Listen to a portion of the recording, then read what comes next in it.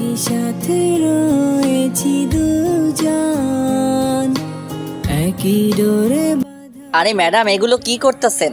কেউ দেখলে সমস্যা হয়ে যাবে, আর আমাদের এমন ভাবে যে কেউ দেখলে খারাপ ভাববে। প্লিজ আমার মতো পিচ্চির ইজ্জত নেবেন না প্লিজ। তোকে কতবার বলছিলাম অন্য কোনো মেয়ের দিকে তাকাইবি না, তাও তুই সেই কাজটাই বারবার করিস। ম্যাডাম, আমি আর কখনো এই কাজ করবো না। এইবারের মতো আমাকে মাফ করে দেন, আর জীবনেও করব না এই কাজ। মাফ করতে পারি, কিন্তু তার আগে তোর ওই গোলাপি ঠোঁটটা একটু খাবো। প্লিজ না ম্যাডাম, এমনটা কইরেন না। আমার পেটে আপনার বাচ্চা, থুকু আপনার পেটে আমার বাচ্চা হয়ে যাবে।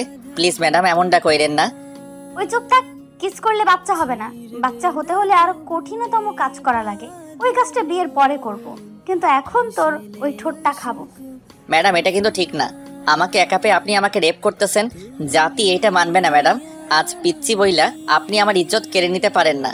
আম্মা গো, তোমার পিচ্চি পোলারে এই জল্লাদ ম্যাডামের কাছ থেকে বাঁচাও। একটু চুপ, বেশি বকবক করতেছিস তুই। আরেকটা কথা বলবি তো চুপচাপ কিস করতে দে। আমাকে ছেড়ে দেন। আর কিছু কইতে পারলাম না। ম্যাডাম আমার ঠোঁট জোড়া চেপে ধরলেন। আমি ছুটার অনেক চেষ্টা করছি, কিন্তু এই টাইমে ওনার শক্তির সাথে পেরে উঠতে পারতেছি না, কারণ উনি আমার মাথার পিছনে হাত দিয়ে শক্ত করে ওনার ঠোঁটের সাথে চেপে ধরছেন। আল্লাহ আমারে বাঁচাও। প্রায় 7 মিনিট 37 সেকেন্ড পরে উনি আমাকে ছেড়ে দিলেন। দুইজনই হাঁপাচ্ছি। তখন ম্যাডাম বলে উঠলেন, কেমন লাগছে বাবু? ও এক থু, এত বাজে, আমার তো বমি আসতেছে। কি, আমার কিস তোর কাছে বাজে লাগে? দাঁড়া, তোকে আজ সারা দিন কিস করব। বলে আবার আমার ঠোঁটের উপর ঝাঁপিয়ে পড়লেন। প্রায় 5 মিনিট পরে আবার ছেড়ে দিলেন। তখন আমি হাঁপিয়ে হাঁপিয়ে বললাম, ম্যাডাম আমি আর পারবো না, এইবারের মতো ছেড়ে দেন। আপনার ঠোঁটগুলো অনেক মিষ্টি, একেবারে মিষ্টির দোকান মনে হচ্ছিল ঠোঁটগুলো। প্লিজ এবারে বাচ্চা ছেলেটাকে ছেড়ে দেন। ছেড়ে দেব। এর আগে বল, আর কখনো কোনো মেয়ের দিকে তাকাইবি বা কথা বলবি? না না, আমি কেন, আমার 14-15 গোষ্ঠীর মধ্যেও কেউ কোনোদিন কোনো মেয়ের দিকে তাকাবে না। গুড, মনে থাকে জানো। যদি মনে না থাকে, আজ যা করছি পরের বার এর থেকে বেশি করব, মনে রাখিস। না না, আমার সারা জীবন মনে থাকবে এইটা, আর কখনো করা লাগবে না এমন। এবার যা, এবার তোর ছুটি। এই কথাটা বলতেই তাড়াতাড়ি ম্যাডামের রুম থেকে বেরিয়ে গেলাম। আল্লাহ, এই জল্লাদ মেয়ের কাছ থেকে বাঁচিয়েছেন, তার জন্য হাজার হাজার ধন্যবাদ। ম্যাডামের রুম থেকে বেরিয়ে আরো বিপদে পড়লাম, কারণ সবাই আমাকে নিয়ে হাসাহাসি করতেছে। কিরে ভাই, আমাকে কি জোকার মনে হচ্ছে তোদের যে হাসাহাসি করতেছিস? কথাটা মনে মনে বললাম। একটু পরে নোমান কই থেকে এসে বলল, শালা কতদিন থেকে মেয়েদের লিপস্টিক ব্যবহার করা শুরু করছিস? তোকে দেখতে কিন্তু বাংলা সিনেমার পরিমণির মতো লাগতেছে। শালা তোকে পরে দেখতেছি, আগে আমি এগুলো ধুয়ে আসি, তখন দেখবি পরিমণি কাকে বলছিস। এই কথাটা বলে দৌড় দিয়ে কলেজের ওয়াশরুমের দিকে চলে গেলাম। আর বেশিক্ষণ থাকলে ইজ্জত আর আমার থাকবে না। সব হয়েছে ম্যাডামটার কারণে। আচ্ছা, ওয়াশরুমে তো এসে গেলাম, এবার ছোট করে একটু আমার পরিচয়টা দিয়ে দেই। আমি রিফাত, আম্মুর একটা মাত্র বাদর ছেলে। আর যেই মেয়েটা আমার ইজ্জতটা কেড়ে নিতে চাইছিল, উনি হচ্ছেন আমাদের কলেজের ম্যাডাম, নাম জান্নাত। কয়েক মাস হলো এসেছেন, এসে আমার মতো পিচ্চি ছেলের পিছনে পড়ে গেছেন। আচ্ছা, এগুলো গল্প পড়তে থাকেন, জানতে পারবেন। আর হ্যাঁ, আরেকজন নোমান আমার বেস্টু শালা একটা হারামি, যাক আর কিছু কমু না। গল্প পড়তে পড়তে আপনারাই সব জানতে পারবেন। আপনাদের সাথে কথা বলতে বলতে ভালোভাবে ফ্রেশ হয়ে গেলাম। আর হ্যাঁ, একটা কথা তো বলা হয় নাই, ম্যাডাম কেন আমার উপর রেগে আছেন সেটার কারণ ম্যাডাম আমাকে ভালো করে বুঝিয়ে বলছিল, কোনো মেয়ের দিকে যাতে না তাকাই, প্লাস কথা না বলি। কিন্তু আমি একটু কথা তাকিয়েছিলাম, আর এটা ম্যাডাম দেখে ফেলেন। আর বাকিটা তো আপনারাই জানেন কি হলো। একটা কথা, আমি বুঝে গেছি ম্যাডাম আমাকে ভালোবাসে, কিন্তু চান্দু, আমি তোমাকে কখনো ভালোবাসবো না। একে তো সিনিয়র, তার উপর ম্যাডাম, তার উপর একটা জল্লাদ বাপ রে। এই মেয়ে যাই করুক না কেন, ওর প্রেমে কখনো পারবো না। এইগুলো বলতে বলতে নোমানের কাছে চলে আসলাম। এসে বললাম, শালা তখন আমাকে কি বলছিলি? আমাকে দেখতে পরিমণির মতো লাগে? শালা তোকে তো এখন আমি, বলে উড়াধুরা কেলাতে শুরু করলাম। এক পর্যায়ে নোমান বলল, ভাই তোর ভবিষ্যৎ বউয়ের কসম, এবারের মতো আমাকে ছাড়। এই কথাটা বলতেই আমার শিশুর মতো মনটা গলে গেল, কারণ আমি আমার ভবিষ্যৎ নিয়ে খুব সিরিয়াস। তখন আমি বললাম, যা শালা, দিলি তো, দিলটা নরম করে। ওকে যাই, ওইদিকে গিয়ে বসি, আজ আর ক্লাস করবো না। ওকে আয়। ওইদিকে গিয়ে আরো বিপদে পড়ে গেলাম, কারণ ওইদিকে গিয়ে দেখলাম ম্যাডামও ওইদিকে আছেন। তাই আমি নোমানকে নিয়ে উল্টো দিকে হাঁটা ধরলাম, কিন্তু ওই জল্লাদনির চোখ এড়াতে পারলাম না। আমাকে দেখে নিয়েছেন ম্যাডাম, দেখে আমাদের দুইজনকে ডাক দিলেন। আমরাও ভালো ছেলের মতো উনার কাছে গেলাম। আসসালামু আলাইকুম, কেমন আছেন ম্যাডাম? ওয়ালাইকুম আসসালাম। আলহামদুলিল্লাহ ভালো আছি। আর ম্যাডাম কাকে বলতেছো? কয়েকদিন পরে রিফাতের সাথে আমার বিয়ে হবে, সো ভাবি বললা ডাকবা, ঠিক আছে? আমি তো এই কথা দেখে ঘোড়ার ডিমের মতো চোখ করে ম্যাডামের দিকে তাকালাম। আমার এইভাবে তাকানো দেখে আমার হারামি বন্ধুটা কইল, এইভাবে তাকায় আসস কেন? কখনো ভাবিকে দেখিস নাই নাকি? শালা তোরে পরে দেখাচ্ছি, আগে এর কাছ থেকে বেঁচে যাই। আমি চোখ বড় বড় করে নোমানের দিকে তাকালাম। ও ভয় পেয়ে এখন থেকে দৌড় দিল। হায় আল্লাহ, এখন আমার কি হবে? নোমান যাইতেই ম্যাডাম একটা রাজ্য জয় করে হাসি দিলেন, তারপরে বললেন, উফ, আমার বাবুটা আমাকে ভয় পাইছে বুঝি। আপনি কি পেতনি যে আপনারে ভয় পামু? আর ম্যাডাম হোনেন, আমি সে পিচি থাকতে ফিডার খাওয়া ছেড়ে দিছি, তাই আমারে বাবু টাবু ডাইকেন না। সমস্যা কি? আমার খাওয়া শুরু করবা? ছি ছি, আপনি এগুলো কি বলেন? আমি এত বড় ছেলে, 2য় বর্ষের ছাত্র, আর আপনি বলতেছেন আমি ফিডার খামো? তোমাকে খাইতে কে বলছে? আমি খাইয়ে দেবো, বুঝলা বাবুটা? ধুর, আমি আর থাকবো না এখানে, গেলাম আমি। রাগ করে সেখান থেকে চলে আসলাম। ম্যাডাম অবশ্য আমাকে অনেক ডাকছেন, কিন্তু আমি যাই নাই। আল্লাহ জানে পরে আমারে কি করে। থাক, এই চিন্তা পরে করা যাবে। আজ আর ক্লাস করলাম না, চলে আসলাম বাসায়। এখন অবশ্য দুপুর হয়ে গেছে। বাসায় এসে কলিং বেল চাপ দিলাম। একটু পরে আম্মু এসে দরজা খুলে দিলেন। কি রে আব্বু, তোর শরীর খারাপ নাকি? আজ এত তাড়াতাড়ি চলে আসলি? না, আসলে ওই জল্লাদ মেয়ে আমার কি করতে আল্লাহ জানে। কি রে, কিছু বলবি? না না আম্মু, কিছু বলি নাই। আসলে ভালো লাগতেছে না, তাই চলে আসলাম। ও আচ্ছা, ওকে যা, ফ্রেশ হয়ে আয়, দুপুর তো হয়ে গেছে। ওকে, আমারও খিদে লাগছে। তুমি খাবার রেডি করো, আমি আসতেছি। তারপর রুমে চলে গেলাম। গিয়ে তোয়ালে নিয়ে ওয়াশরুমে ঢুকে গেলাম। প্রায় 20 মিনিট পরে বের হলাম রুমে। এসে কাপড় পরে নিচে গেলাম খাইতে। তারপর মা ছেলে খেয়ে নিলাম। খাওয়া দাওয়া শেষ করে রুমে চলে আসলাম। এসে দিলাম একটা ঘুম ভাঙলো ফোনের আওয়াজে। না দেখেই ফোনটা ধরলাম। এই কোন শালারে আমার ঘুমের 14টা বাজিয়ে দিছে? কি, আমি তোমার শালা লাগি? ভয়েসটা শুনে সাথে সাথে বিছানা থেকে লাফ দিয়ে উঠলাম, কারণ ফোনের ওই পাশে ম্যাডাম ছিলেন। সরি ম্যাডাম, না দেখে ফোন ধরছিলাম, তাই বুঝতে পারি নাই আপনি কল দিছেন। ওকে, সমস্যা নাই। তা এই টাইমে কেন কল দিছেন ম্যাডাম? কেন, আমার জামাইয়ের কাছে আমি কল দিতে পারি না নাকি? জামাই আবার কই থেকে আসলো? এত কথা জানা লাগবে না। আজ পড়তে আসবা না? না, আমি আর আপনার কাছে পড়তে যাবো না। আপনি পড়তে গেলে আমার সাথে উল্টাপাল্টা করেন, তাই আমি আর যাবো না।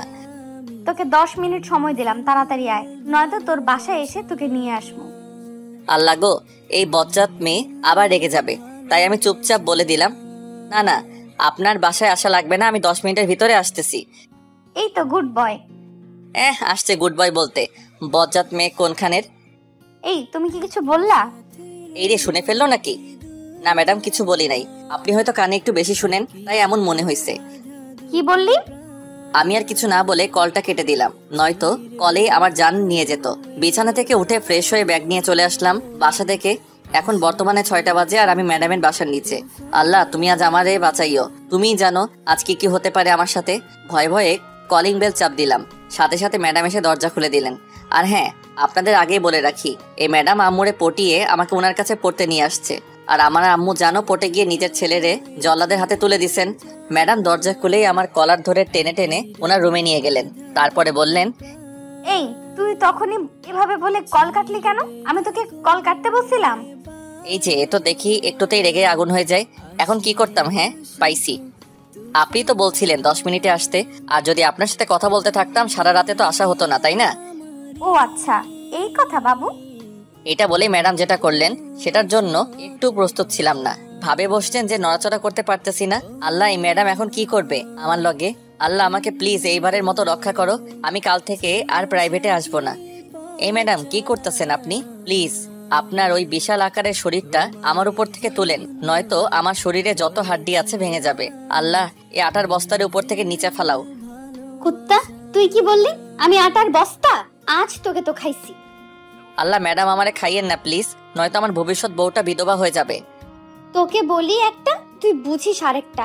তোকে নিয়ে যে কই যাই, আল্লাহ ওরে একটু বুঝাও না, আমি ওর নিজের থেকেও বেশি ভালোবাসি। ম্যাডামের কথাগুলো শুনে একটু মায়া হলো। এই কথাগুলো বলে ম্যাডাম আমার উপর থেকে উঠে আরেক পাশে বসলেন। উফ, এইবারের মতো বেঁচে গেছি। ওইদিকে ম্যাডাম বলতেছেন, তুমি কি কখনো বুঝবে না আমার ভালোবাসাটা? সেই কবে থেকে তোমাকে মন প্রাণ দিয়ে ভালোবাসি।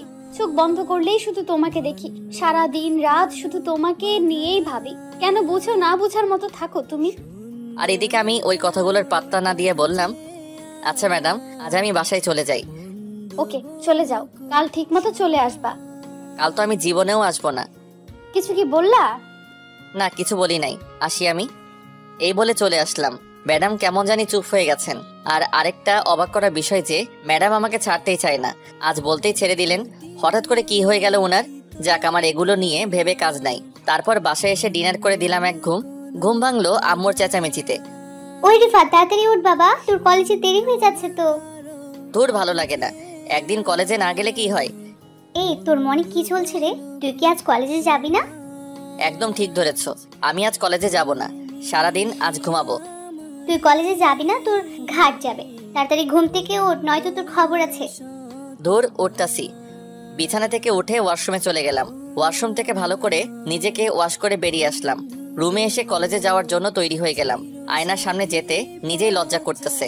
ইস, আমি এত কিউট। যাক, নিজের ঢাক নিজে পিটিয়ে লাভ নাই। রুম থেকে বেরিয়ে নিচে আসতেই আম্মু ডাক দিয়ে বললেন, এই এদিকে আয়, নাস্তা করে যা। না আম্মু, সময় নাই, কলেজে গিয়ে খেয়ে নিব, এখন বাই। এটা বলে আম্মুর কাছ থেকে বিদায় নিয়ে চলে আসলাম। বাইরে বের হয়ে একটা রিক্সা পেলাম, সাথে সাথে রিক্সায় উঠে গেলাম। 10 মিনিট পরে চলে গেলাম কলেজে। কলেজে গিয়ে নোমান শালারে কল দিতেছে, কিন্তু শালা কল ধরতেছে না। বুঝে গেলাম গফ নিয়ে ডেটিং এ গেছে হয়তো। তার মানে আজ আর কলেজে আসা হবে না, সারাদিন গফরে টাইম দিবে। এইদিকে আজ নাস্তাটাও করে আসি নাই, প্রচুর খিদে পাইছে। আর ক্লাসের আরো 20 মিনিট আছে, সো কিছু খেয়ে আসি। এটা বলে কলেজ ক্যান্টিনে চলে গেলাম কিছু খাওয়ার জন্য। ক্যান্টিনে গিয়ে যা দেখলাম তা দেখে মাথায় রক্ত উঠে গেল। কারণ ক্যান্টিনে গিয়ে দেখি ম্যাডাম আর আরেকটা ছেলে হাত ধরাধরি করে কফি খাচ্ছেন। এটা দেখে না খেয়ে চলে আসলাম। তারপর মাথায় এক বস্তা রাগ নিয়ে চলে আসলাম কলেজের গেটের সামনে। ওইখান থেকে একটা রিক্সা নিয়ে বাসার দিকে যেতে শুরু করলাম। আমি জানিও না কেন ওই দৃশ্যটা দেখে আমি আবার রাগ কেন কন্ট্রোল করতে পারতেছি না। ম্যাডামকে তো আমি ভালোবাসি না, তাহলে এই রেগে যাওয়াটার কারণ কি? কি হয়েছে আমার যে ওনার সাথে অন্য আরেকটা ছেলে দেখে আমার এত রাগ হলো? এইসব কথাগুলো মাথায় ঘুরপাক খাচ্ছে। এর মধ্যে বাসায় চলে আসলাম। আম্মু আমাকে দেখে বললেন, কিরে, এই তো গেলি কলেজে, তাহলে আবার চলে আসলি কেন? বাবা, তোর কি শরীর খারাপ লাগছে? না আম্মু, এমনি ভালো লাগছিল না, আর মাথা প্রচুর ব্যথা করতেছিল, তাই চলে আসছি। তোর মুখটা এমন কেন দেখাচ্ছে? মনে হচ্ছে কারোর উপর খুব রাগ হয়ে আছিস। আরে আম্মু, আমি আবার কার উপর রাগ করবো বলো? বাইরে রোদ পড়ছে তো, তাই মুখটা লাল হয়ে গেছে। আচ্ছা, তুমি কি আমাকে যেতে দিবা নাকি শুধু প্রশ্ন করবা?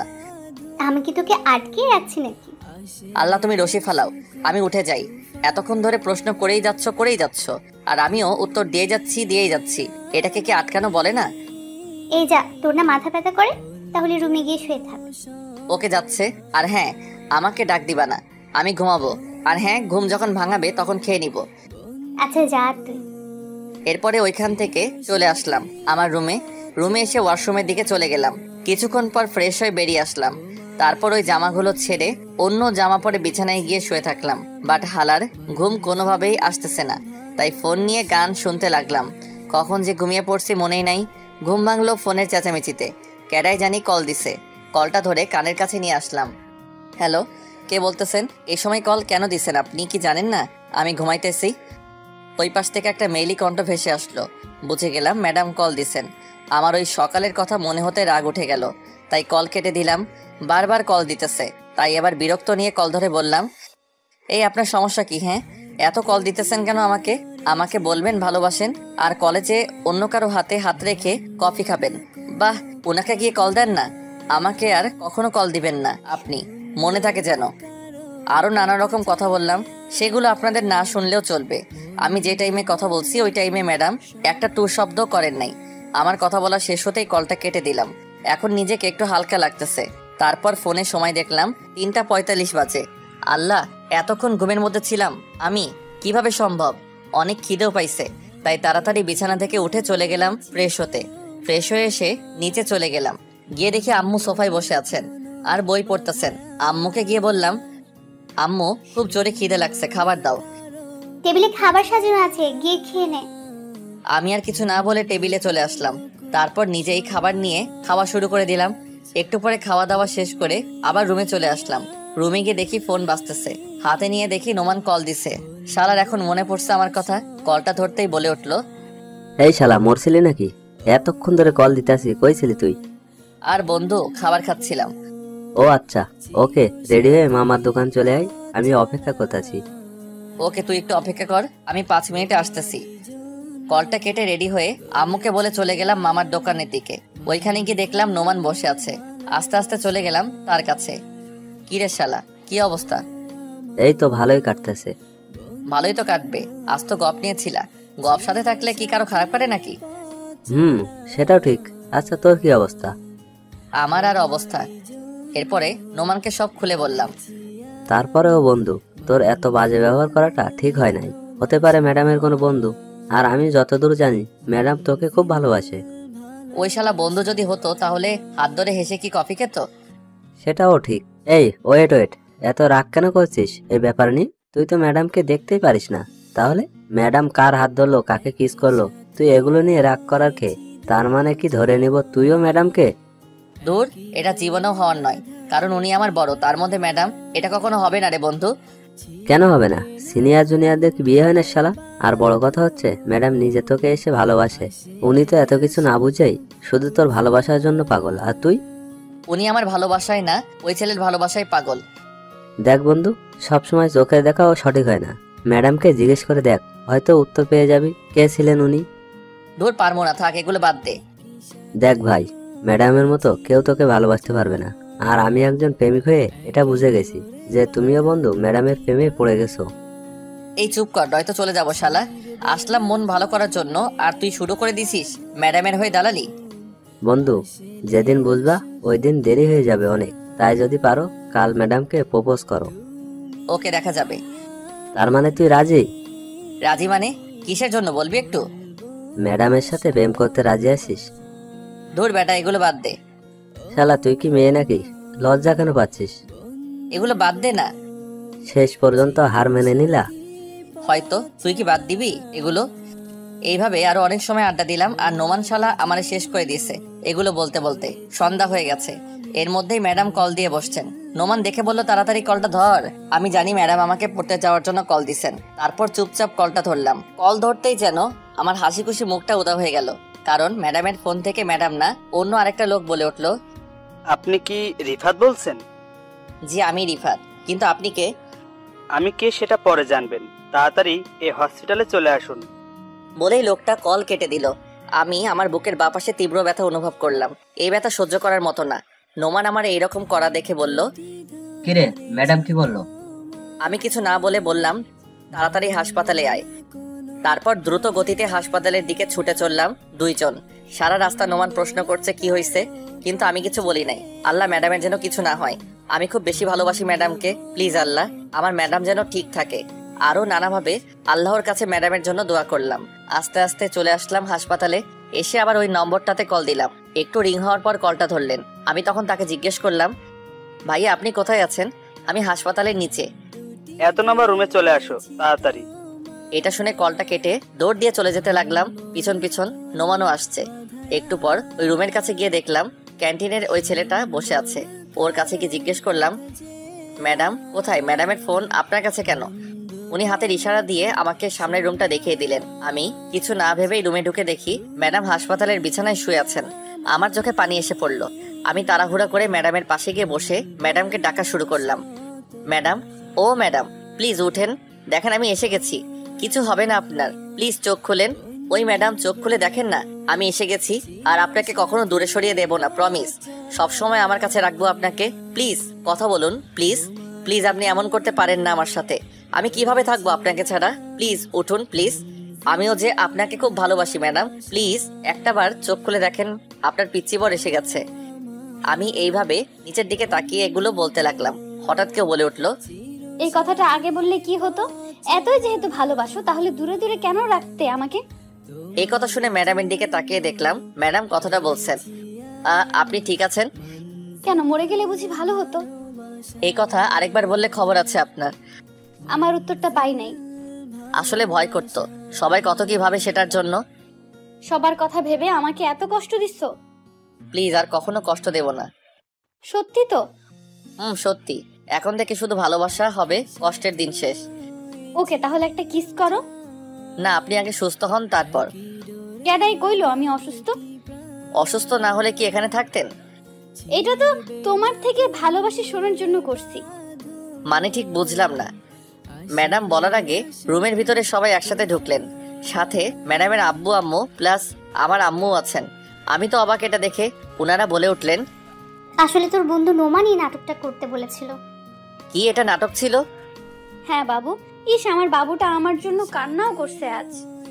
আমার তো রাগে মাথা ফেটে যাচ্ছে। শালা নোমান, তুই সন্ধ্যায় আমার থেকে সব জানলি, আর এখন তুই সব নাটের ঘোড়া। শালা তোরে একলা পাইয়া লই। আমি সবার দিকে রাগি চোখে তাকালাম। আমার রাগরে পাত্তা না দিয়ে সবাই হাসাহাসি শুরু করে দিল। এরপর সবাই একসাথে বসে আমার আর ম্যাডামের বিয়ের দিন ঠিক করলেন। এতে আবার সবার থেকে রাগটা উঠে গেল, কারণ বিয়ে করার ইচ্ছা আমার সে হাফ প্যান্ট পরার সময় থেকে। আচ্ছা যাই হোক, ভালো মতো সব হলো। 2 দিন পরে বিয়ে আমাদের, সবাই দোয়া করবেন। আর হ্যাঁ, দাওয়াত দিলাম, বড় দেখা গিফট নিয়ে আইসেন, বুঝলেন? আর যদি পারেন কেউ তেলও নিয়ে আইসেন। তেলের যা দাম। এবারের মতো গল্প শেষ, সবাই ঘুমিয়ে যান। চিরসাথী পথ চলা তোমারই জন্য গড়েছি আমি মঞ্জিল ভালোবাসা।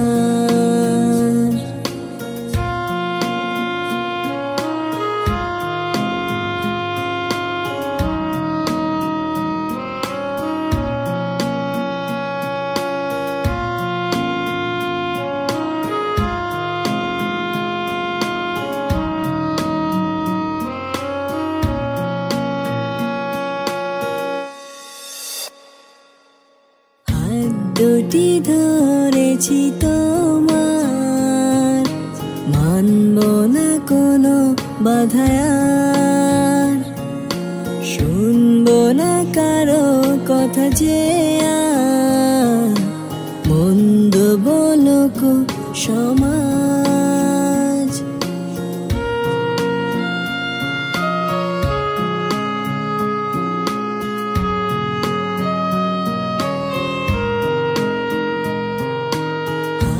দুটি ধরেছি তোমার, মানব না কোনো বাধায়ার, শুনবো না কারো কথা যে আর, মন্দ বলুক সমাজ। তুমি আমারি বলবো শতবার, ও আমার বন্ধু গো, চিরসাথী পথ চলা তোমারই জন্য গড়েছি আমি মঞ্জিল ভালোবাসা। ও আমার বন্ধু গো, চিরসাথী পথ চলা তোমারই জন্য গড়েছি আমি মঞ্জিল ভালোবাসা, মঞ্জিল ভালোবাসা।